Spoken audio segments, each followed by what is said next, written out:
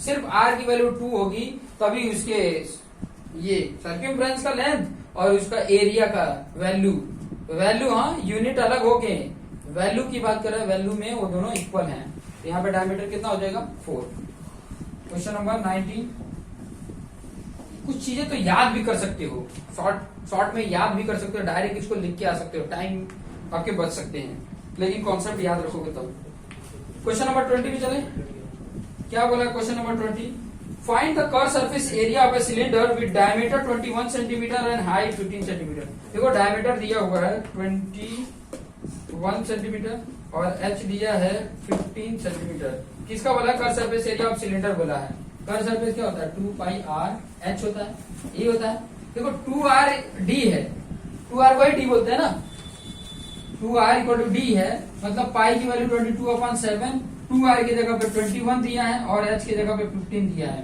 7 3 जा 15 3 जा या यहाँ 66 इंटू 15 कर लो, 15 6 जा 90 और 15 जा 90 96 960 आ गया। कर्व सरफेस एरिया कितना आ गया?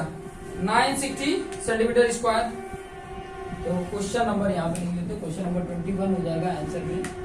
कितना हो गया? अच्छा यहाँ पे है कितना आ रहा है? 90 हुआ ना तो 60 ऊपर 9 कैरी हुआ है ना।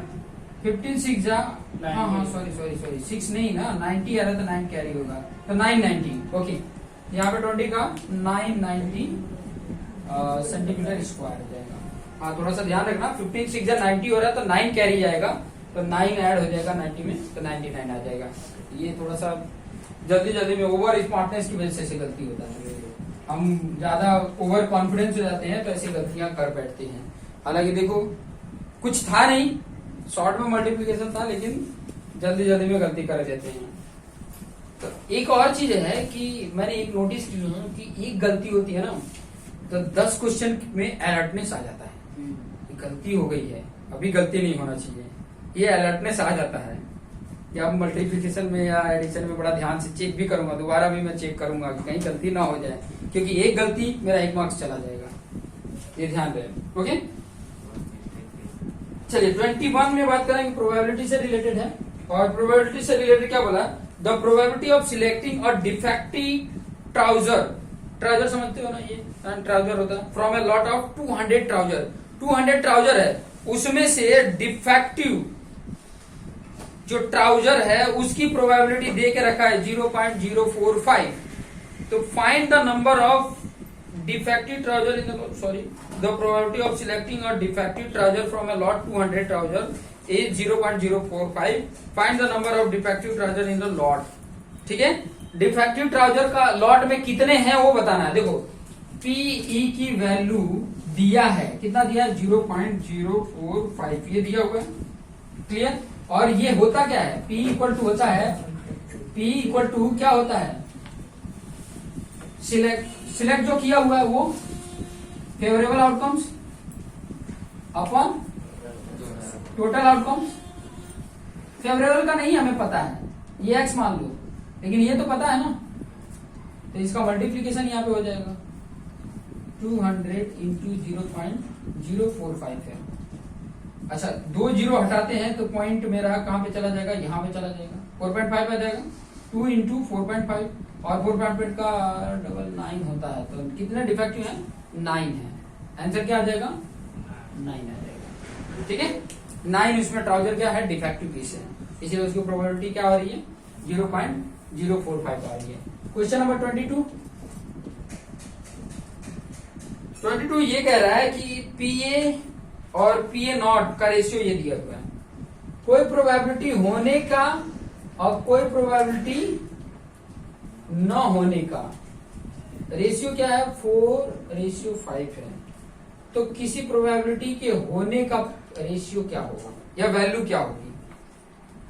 समझ में आ रहा है? तो देखो होने का या नहीं होने की जब भी बात करें तो होने के लिए 4 रेशियो है, न होने के लिए 5 है। तो मैंने ऐसे क्वेश्चन शायद स्टैंडर्ड में भी बताया था कि अगर जब होने और ना होने का रेशियो दिया हो तो होने का अगर पूछ रहा हो तो जो हो रहा है उसका अपॉन दोनों का एडिशन, तो 4 अपॉन दोनों का एडिशन 9 क्या आ जाएगा?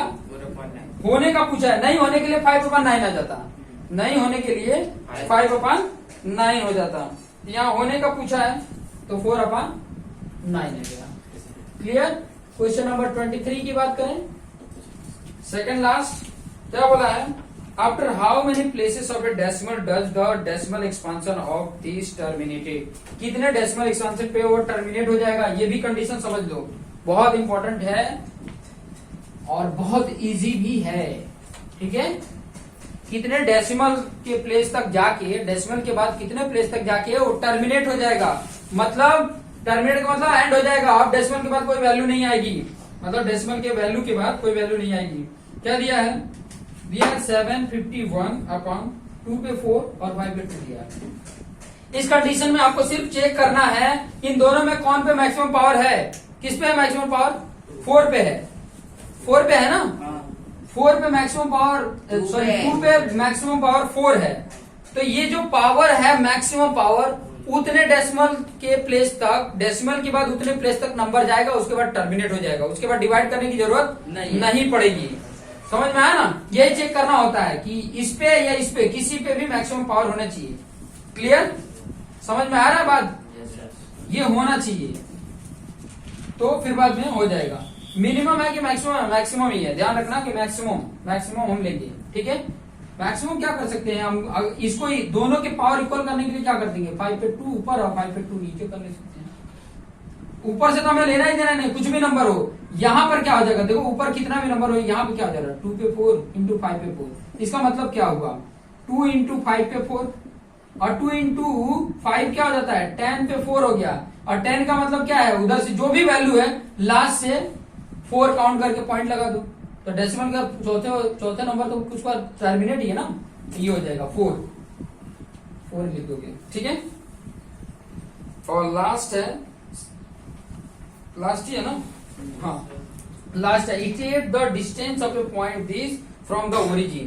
देखो कभी भी एक पॉइंट दिया हो और एक ओरिजिन दिया हो, एक पॉइंट ए दिया हो, क्या दिया?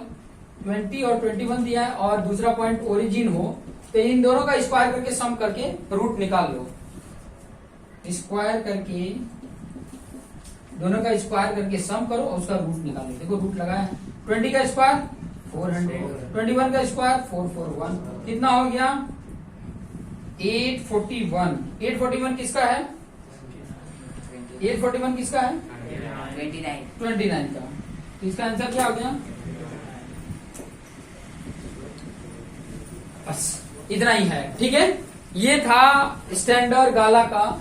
आई थिंक स्टैंडर्ड गाला की बेसिक मैंने तो नहीं करा दिया, स्टैंडर्ड गाना। चलो ठीक है, तो स्टैंडर्ड का मैंने ये पेपर 2 बताया है, और इसका जो क्वेश्चंस होगा मैं इसके डिस्क्रिप्शन बॉक्स जो है उसमें लिंक दे दूंगा, वहां से डाउनलोड करके और उसके क्वेश्चन को भी देख सकती हो, क्योंकि ज्यादातर तो मैंने समझाया ही है, बाकी चीजें आपको आसानी से समझ में आ जाएगा। ओके।